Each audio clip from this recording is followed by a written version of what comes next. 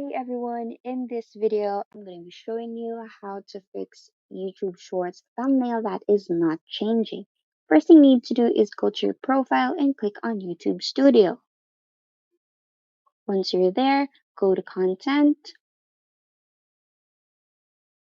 And in this page, you can see the list of videos you published. Click on Details. And on this page, the thumbnail says, for now, you can change the thumbnail of your short. How to fix these is that once you're editing your videos, you want to make sure that the size of your video is in the YouTube Shorts size standard. You could also add text to your videos. This could be a title or a description of your short. By doing this, it could also serve as a thumbnail since YouTube has been randomly selecting thumbnails for your YouTube Shorts.